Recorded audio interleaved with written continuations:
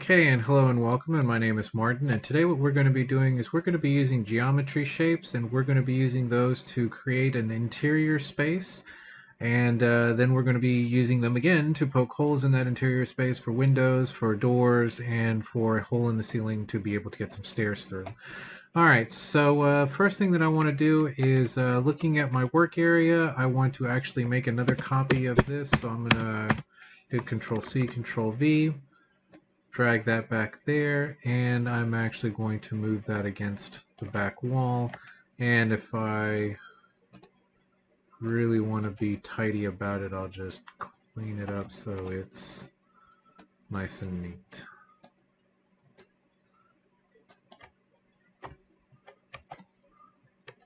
That looks pretty close. Okay, so from my character's point of view, if I push play, I go in, I see that there's a visitor center. I'll fix that later. And that there will be a building here, and that that there's not apparent that I could just like walk this way without going into the center, that I'm going to somehow need to go through this area, and that the exit will be then through here. Obviously I can make that gap smaller or wider, and I leave that up to you to decide how you want to do that. Alright, so first thing that we need to do is go into this space here, and we're going to go into geometries, and let's select a box. Grab a box, put it on the floor, and as I've explained in class, 400 feels like a good height for a ceiling. If we want a nice high ceiling, 500 would be probably even better. So for the z-axis, I'm going to type in 500 and hit enter, and again some of that went underneath the ground, so you're going to have to pull that up, and I'm going to hit N, so then that way it goes back into the floor. Now from there, I could just kind of click and drag out and make the building the shape and the size that I want, but then you get some like really weird uneven numbers, so let's just make this 1,000, and let's make the x-axis, I don't know, let's say 2,000.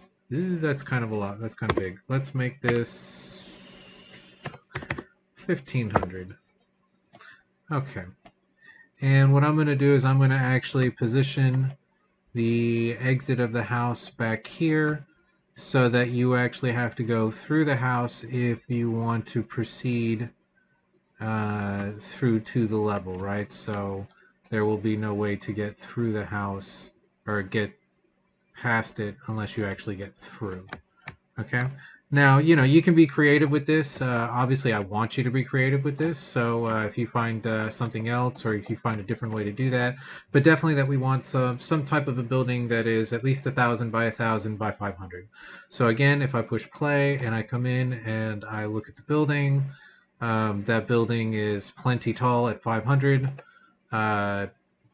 Looks like a nice, good sized building.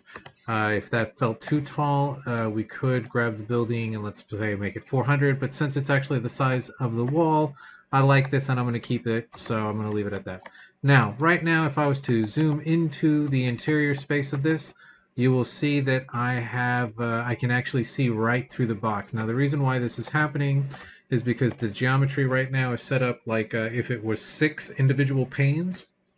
Since it's a cube, you have 6 sides and you have 6 panes. Right now, those panes, if I wanted to, I could grab something and put it on there and then that would dress it up. But if I was to walk inside of that space as it is, there's nothing inside. So as an interior space, that's not good. We don't obviously have material on one side of a wall, but then can see right through it on the other side, right? So what we need to do is we need to, with the box selected, over in Brush Settings, hit the Hollow button. Now by hitting the Hollow button, we go in and we now see that we have an interior space, right? So we have walls, if I was to look up, I have a ceiling and I have a floor, which is fantastic. So now we have the exterior of a building and we have the interior space of the building. The other thing that you'll also see that becomes available when you do that is wall thickness. So the wall thickness would actually be how much of the space from the edge of the space is being taken up by quote-unquote the wall. For me, a good one would be about 30. That always feels about right. Obviously, if it's like a center block wall, so you're going to need to be a little bit thicker. If it's paper thin walls, you're going to need to be thinner, right? So it just depends on what kind of an environment that you're creating and what the wall thickness should be, but you can control that from there. All right, so now that we've got that done, the next thing that we want to do is we want to go and grab another one of these geometric boxes and put them on the floor. And again, character height, probably if we leave this around 300. So if we pick that up again and hit the end key so that it's back up on the floor.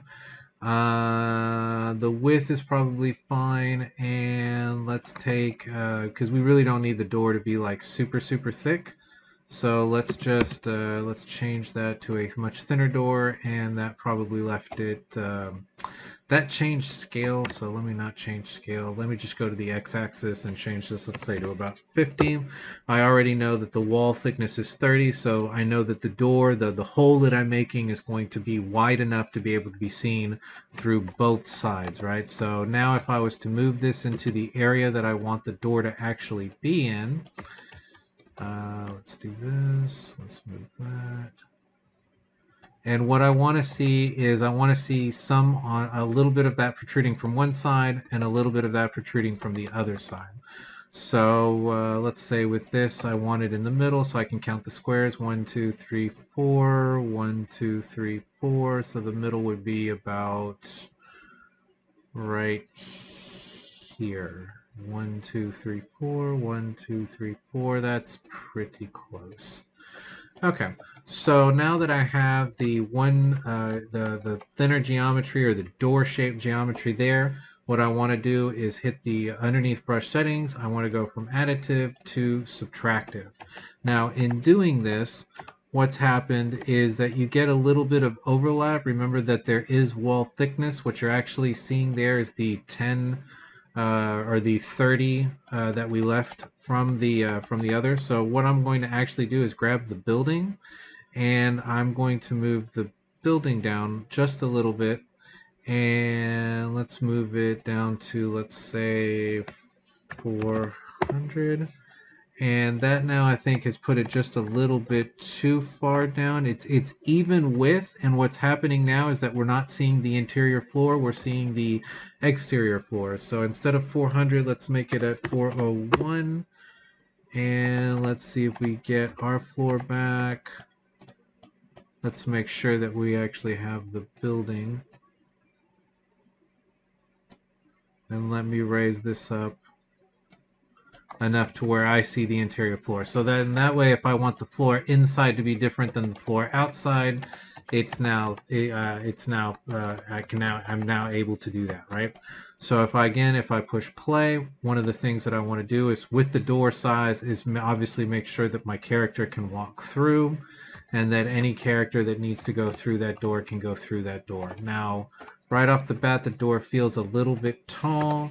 So right now what's happened is I can't select the door itself. If I click through the door, I can't actually select it. So what I have to do is click on the inside part of that wall, and by doing so, it has selected the negative space that is the hole that we have created.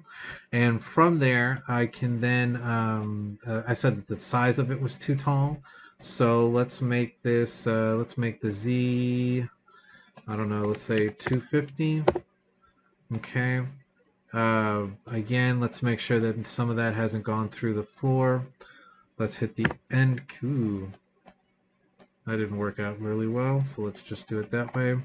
And again, I can come here and adjust this till I'm happy with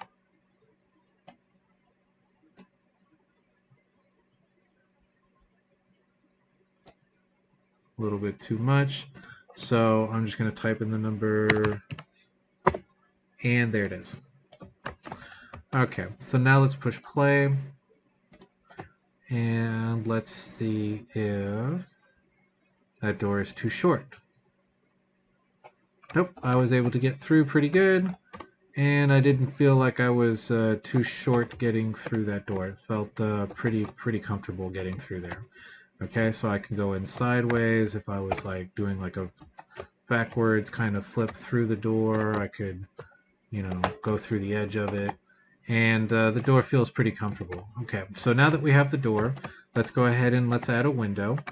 Now, so we're going to hit escape to get out of the gameplay mode, and then I'm going to scroll out. And let's set up a window, let's say on this side. And again, we're going to grab a geometry. Okay. Really, there is whatever you'd want, so make the window whatever shape you want. Obviously, I don't need the window to be super, or the negative space to be super thick. So, and I don't want to do that with scale. Let's do it with that happens to be the y-axis, so let's do that at 50. Let's make the x-axis 500, so it'll be a wide window. And actually 200 down feels pretty good if the whole building is, let's say, 500. So let's grab this and move it into the wall. Let's make sure that it's not in the corner. And make sure that structurally, obviously a window is not going to be right up against. I take that back. There are windows that go straight up into the wall, but in a building sort of look like the one that I'm creating, I don't necessarily want that. I don't want it bumping up against this. So, what I'm saying is just make sure that it makes sense where the window is, that it feels like the building could support its own weight based on where the windows are. A lot of that will then be like going and finding source material and looking to see how people, like real buildings, are put together, and using that as kind of like a guide, figuring out how far away are windows from the corners of buildings, right? In what kind of housing. Alright, so there's that. So we're going to make this a subtractive, and now we have a window going through into the building. And obviously in my case, since what I've done is I've put the building as the only way that you can get through to go to the back edge, what I want to do is grab another copy or make a copy of this door handle. So I'm going to go Control C, Control V, and I'm going to push this towards the back door. And I'm going to make a hole back here, so then that way somebody can come out this direction. So we actually have a door that's going on back here. Okay, and because the spacing and everything else is okay, by making the copy I know that like everything down here is fine. I don't have to line anything else back up, and I'm pretty sure that I can get through that building no problem. Again, it's always a good idea to check, so do a little beta testing and walk through your level. See whether you can actually go in through that space. I can. My character can't see through the window, so I might want to drop that window down just a little bit so that my character can see through it. It all depends on whether I want them to jump or, again, this is totally up to you. You're totally free to do whatever you want, but I can walk through the building and then get into the larger outside area behind it. So at this point, we have created the interior space. I don't want to make this video too long, so what I'm going to do is I'm going to cut it off here, and when we get back, we're going to put different materials on, and we're going to cut a hole through the ceiling to be able to put a staircase in. Okay, so I hope you enjoyed the video, and have a wonderful day. Bye-bye.